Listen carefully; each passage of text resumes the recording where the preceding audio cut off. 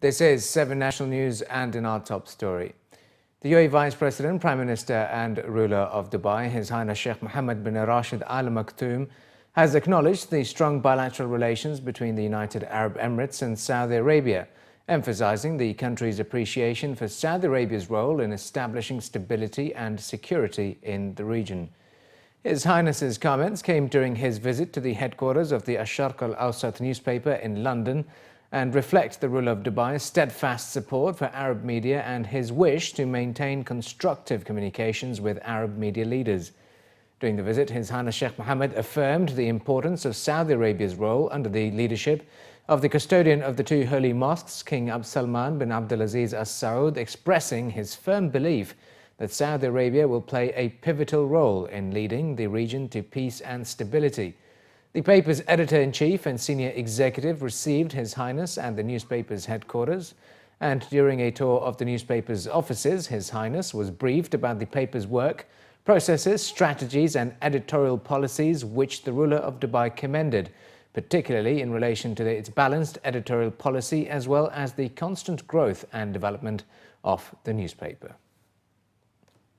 His Highness Sheikh Mohammed bin Zayed Al Nahyan, the Crown Prince of Abu Dhabi and Deputy Supreme Commander of the UAE Armed Forces, has received the President of Guinea, Mr. Alpha Condé, who is on a working visit to the UAE. Welcoming the Guinean President, the Crown Prince of Abu Dhabi expressed his hopes the visit would contribute towards further enhancement of bilateral relations, paving the way for greater cooperation in areas of interest to the countries. The two parties discussed ways of bolstering bilateral ties, particularly in the economic, investment, developmental and humanitarian fields. They also exchanged views on a variety of latest regional and international developments and issues of common concern. The National Election Committee has announced the final list of candidates for the Federal National Council elections following the end of the appeals period, which witnessed 3 appeals lodged against 2 candidates from Sharjah and 1 from Abu Dhabi. In addition, 3 candidates withdrew their nomination, while a candidate from Ras Al Khaimah faced election violation charges, according to a report released by Emirates news agency WAM. The National Election Committee accepted 2 appeals requests against 2 candidates from Sharjah and rejected an appeal request against a candidate from Abu Dhabi after a review process. With 3 candidates withdrawing their nominations, the final electoral list includes 341 men and women from an initial pool of 347 nominees for the October 3 elections.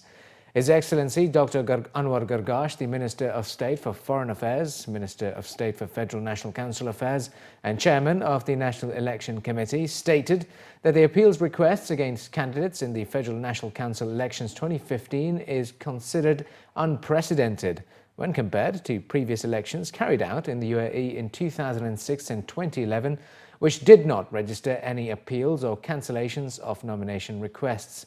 22% of the final list of candidates were women, with 96 candidates in total from Abu Dhabi, 62 candidates from Dubai, 61 from Sharjah, 41 from Ras Al Khaimah, 23 from Ajman, 20 from Al Quwain, and 38 candidates from Fujairah.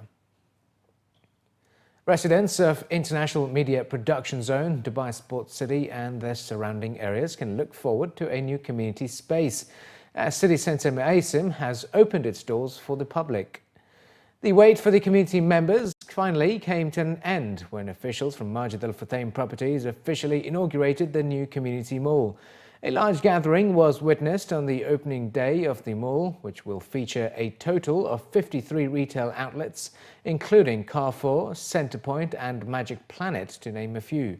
Speaking during the launch ceremony, Michael Caesars, the CEO of Shopping Malls Unit for Majid Al Futtaim Properties, stated that it took a total of 13 months to build the single-story mall, with a construction cost at 275 million dirhams.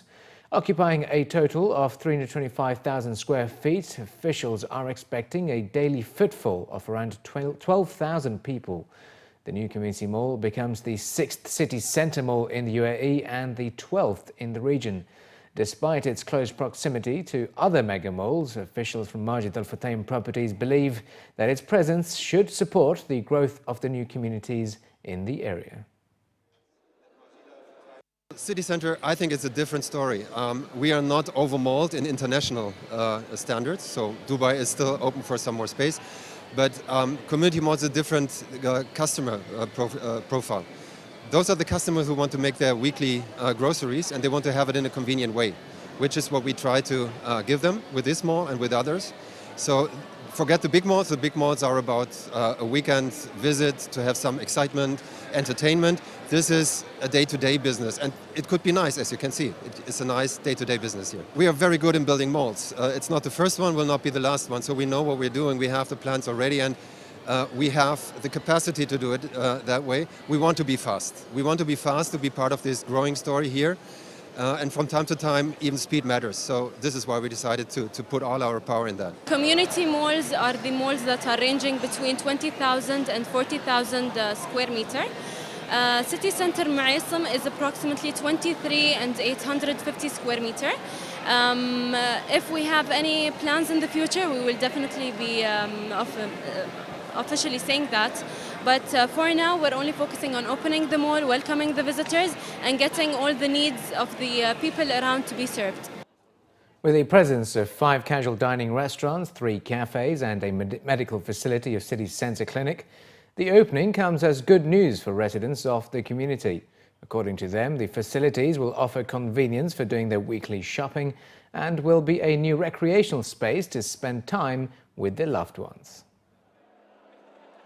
For us, the best news that we have the coffee shops here, and now MPZ is became like a very nice to living district. You know, we have all these restaurants, cafes, and our favorite shops here next to the door. We are living there. We are just living here since 1 year, and we are waiting for this opening since a long time. Looking at the building, growing up, waiting for this 1st September, so we are very happy to be here on this 1st with all the kids, and there's a lot of ammunition for the kids, so it's super nice.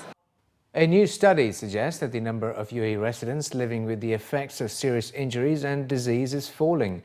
The study, published last week in the reputed UK medical journal The Lancet, covers the impact of major conditions such as heart disease, cerebrovascular disease and diabetes on healthy life expectancy in 188 countries. In the UAE, the research shows that fewer and fewer people are suffering from the 10 most serious ailments that doctors attribute as having the most negative impact on a person's health. From 1990 to 2013, the rate of people per 100,000 residents suffering ischemic heart disease fell from 4,777 to 3,397. Meanwhile, the rate for sense organ diseases dropped from 1,125 to 974. However, the rate for diabetes rose from 1,511 to 1,655. The data seems to be in line with the report's findings that global life expectancy has risen by more than 6 years since 1990. The study was conducted by an international consortium of researchers and showed that the difference between countries with the highest and lowest healthy life expectancy was found to be significant. In 2013, Lesotho had the lowest rate at 42 years and Japan had the highest globally at 73.4 years. The top worldwide causes of health loss in 2013 were found to be ischemic heart disease, lower respiratory infections, stroke, low back and neck pain, and road injuries. Fruits and vegetables can no longer be offered for sale outside shops in Ras Al Khaimah, as the practice poses a grave risk to consumers' health. That's according to officials from Ras Al Khaimah municipality. The Director General of the RAK municipality also clarified the new rules, stating that shops selling fruits and vegetables will also not be allowed to sell eggs and honey, as these perishable foods kept outside spoil quickly. The new measures, also with increased inspections and raids across the emirate, have boosted food safety by up to 95%. That's according to officials quoted in a local report. As part of the initiative, inspectors will seize fruits and vegetables that are offered for sale outside shops, with 6 outlets having been fined for continuing the practice. And finally, in the bulletin, Bollywood actors Kangana Ranaut and Imran Khan were in Dubai to promote their first on-screen appearance together in the new film Katti Batti, all set to be released on the 17th of this month. At a media conference, the actors said that Katti Batti is essentially a love story, which revolves around two people with different mindsets who finally come together to understand that they are made for each other. During the briefing, Kangana said that this is by far the toughest role she has been offered in her career, and she really had to come out with her best to portray the role of Payal in the movie. Commenting on the story, Imran said that the movie will resonate with global audiences because the characters in the movie show that notwithstanding initial difficulties, relationships mature with time and patience. The Bollywood actor said that although this is his first movie with Kangana, he was really impressed by the way she portrayed a difficult character and credited her performance for bringing out the best in him as well. Addressing the media at the briefing, the famous Bollywood actors said that Dubai is a natural destination for them to promote their films, as the region has a huge Indian community.